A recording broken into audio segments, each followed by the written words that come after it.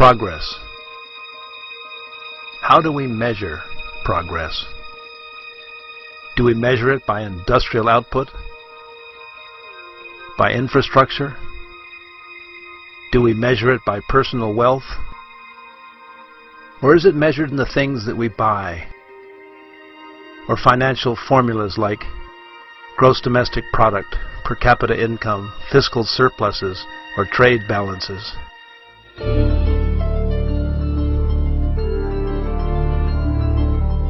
But what if there was a place where none of these things really mattered? Where there didn't need be 2 cars in every garage? Where there wasn't a wide plasma screen TV in every room? Where the infrastructure was adequate and improving? A place where food was natural and water was plentiful and drinkable right from the tap?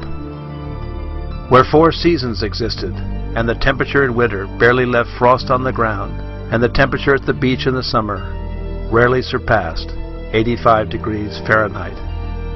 Where prevailing winds cleaned the air, eliminating all pollution, and rivers provided adequate electricity for nationwide broadband internet service and industrial power.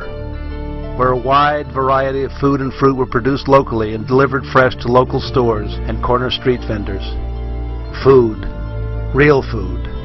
Tomatoes that tasted like tomatoes, lemons that stung like bees, and meat from Hereford cattle that could be cut with a fork and served with buttered baked potatoes, sour cream, and fresh chives. A place where every city block boasted its own fruit stand, bakery, laundry service, and eatery, and people actually said hello when passing on the street. This place does actually exist.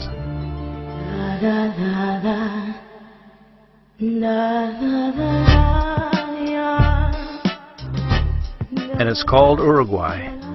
It's located on the Atlantic coast of South America, tucked between Argentina to the south and Brazil to the north.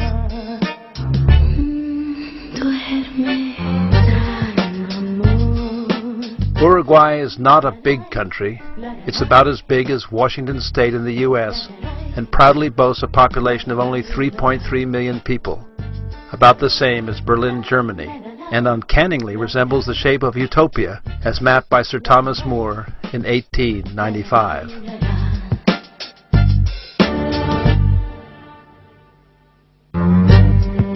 Although a small country, Uruguay has one of the lowest population densities in the world, with only 19 people per square kilometer. In this regard, Uruguay is a country with one of the lowest carbon emissions per capita in the world, and over 180 kilometers of beaches. Approximately 40% of Uruguay's population, or about 1.3 million people, live in the capital city of Montevideo, and the rest live in small cities and towns throughout the country. Excluding Uruguay's top 2 cities, Montevideo and Salto, the average size of a Uruguayan city would be about 30,000 people.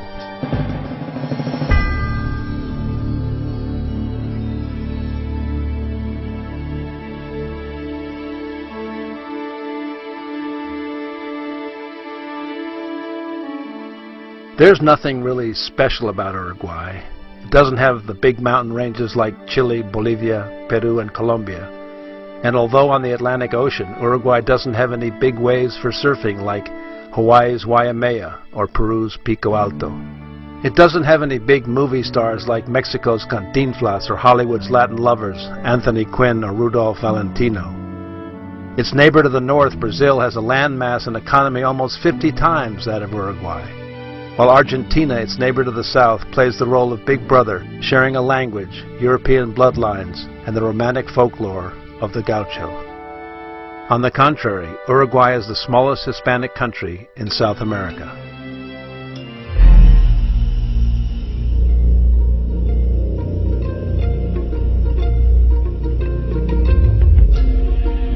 It doesn't have the big bucks to purchase the soccer aces like Ronaldinho from Brazil or the Englishman David Beckham. Although, in 1950, Uruguay did stun the world by a come-from-behind victory, defeating Brazil in the finals of the World Cup, an event remembered to this day as the Maracanazo, a feat still talked about by the elderly, mate-sipping fans that were there.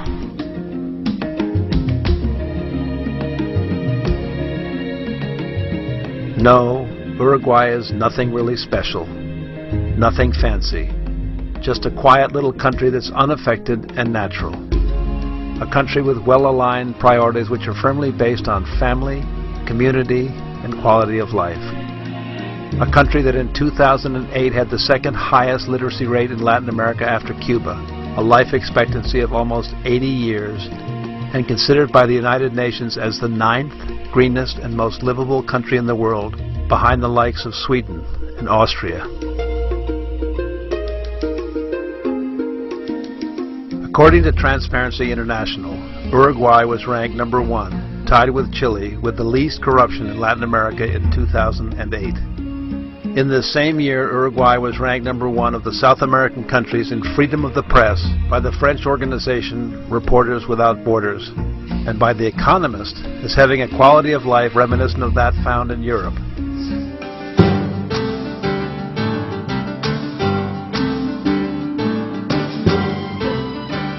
Uruguay is an agriculturally based country with beef cattle generating over $1 billion a year in exports, principally to Europe.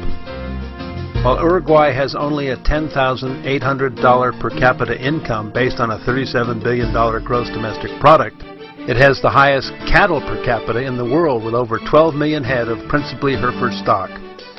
That means there's 3.8 cows for every Uruguayan citizen. In addition, Uruguay reports almost 11 million head of sheep in 2008 and is the 5th largest exporter of apparel wool after Australia, New Zealand, Argentina, and South Africa respectively.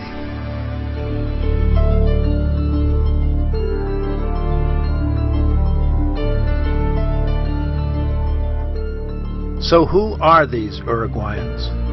According to their 2006 census, the overwhelming majority of Uruguay's population, or 95%, is of predominantly European origin.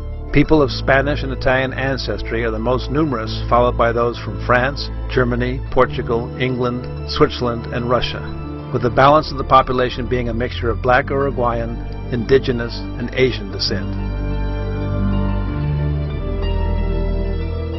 For example, the city of Colonia, now a UNESCO heritage site which boasts daily ferry service to Buenos Aires, Argentina, was settled by the Portuguese in 1680 and later developed by Swiss, German, and Austrian immigrants in the early 1800s. While the British that built the Uruguayan railroad system settled cities like Chamberlain, Barker, and Young, and the Russians that brought the sunflower seed to Uruguay settled the town of San Javier in the department of Rio Negro.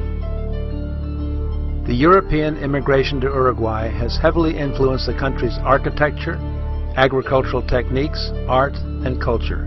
As a consequence, some call Uruguay the Switzerland of South America for both its banking system and pluralistic acceptance of industrious foreigners.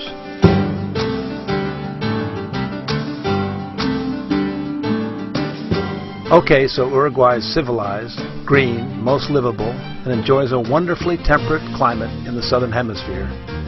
That's all nice, but what can you actually do in Uruguay?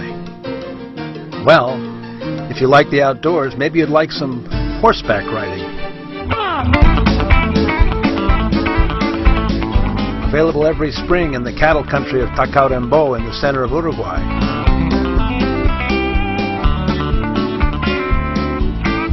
Or perhaps you might like team sports available in every small town,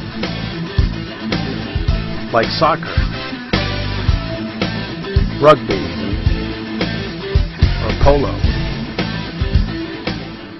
Or maybe you prefer individual sports, like sailing, golf, or rowing, or just being alone with nature.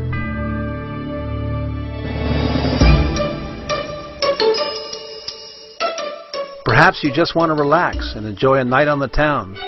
Well, here you can enjoy one of Uruguay's casinos, restaurants, or enjoy opera at the Teatro Solís, or a musical production presented every summer in the National Stadium.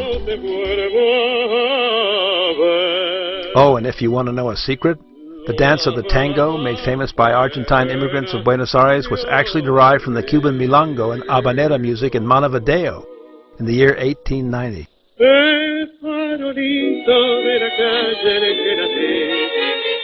And Carlos Gardel, The legendary Argentine king of tango in the 1930s was actually born in Tacuarembó, Uruguay, according to the passport found at the site of the fateful plane crash that took his life at the ripe age of 45. A controversy that still rages between Uruguay and Argentina to this very day.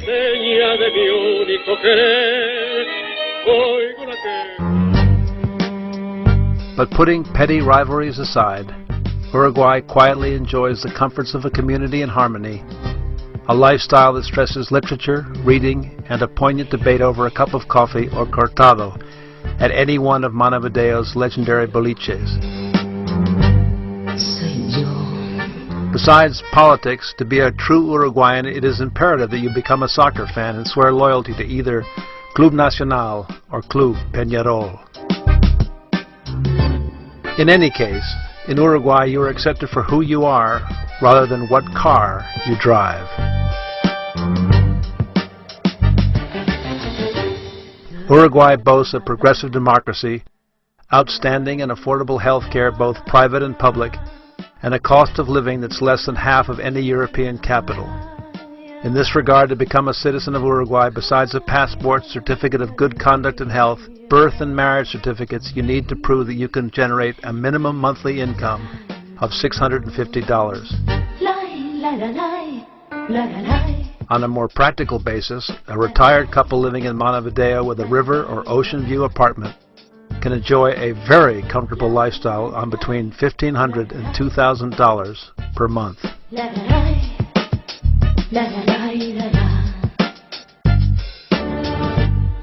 So there you have it, Uruguay.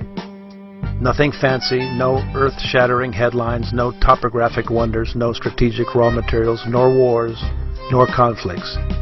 Just centuries of history, some rivers, and a people where basic courtesy and respect abound. A place where the day begins with a little sunshine, the clippity-clop hoofbeats of the horse-driven garbage collector, and the resounding call of the corner fruit vendor as he sings the prices of his daily wares.